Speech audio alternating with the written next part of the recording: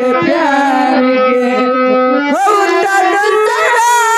डोली में सवार हो गई पीर हमारा करे जवान के पार हो गए पीर हमारा करे जवान के पार हो गए।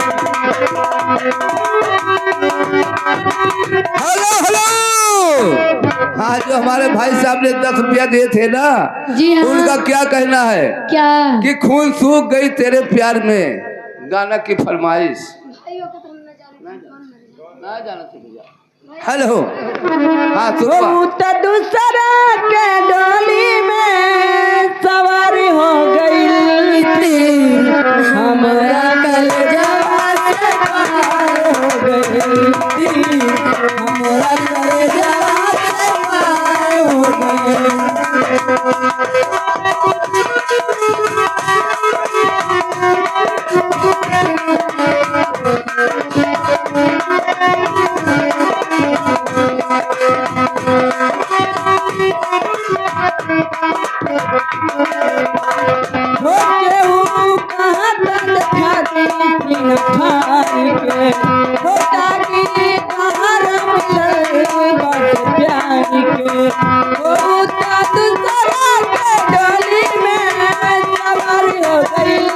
हमारा करे जवान के पार हो गई हमारा करे जवान के पार हो गई।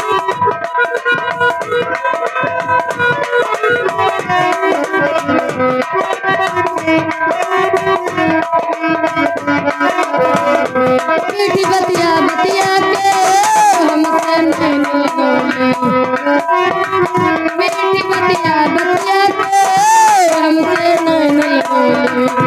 हम जानत नहीं कुछ हमके प्यार सिखली हम दूसरा के डोली में सवारी हो गई थी हमारा करे जवान के पार हो गई थी हमारा करे जवान के पार हो गई।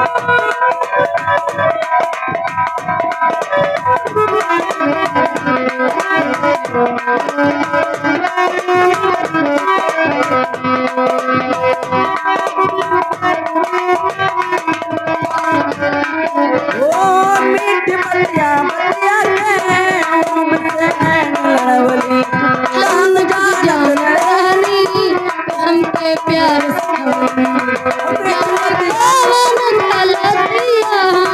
मर हो गई जाने कवानी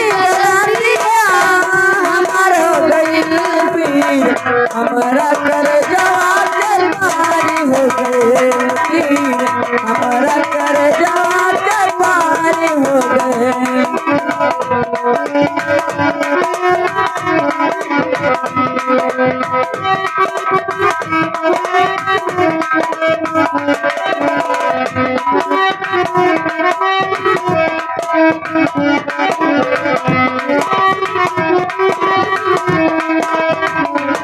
हो तो जबरा है विदाई हमें विश्वास रखो तो तकनी झांक गिरने हमारे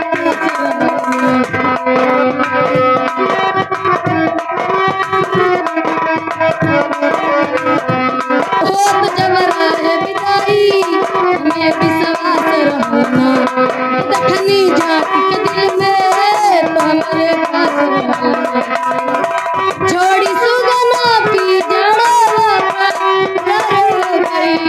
छोड़ी छोड़ी सुगना पी जड़ा हरो की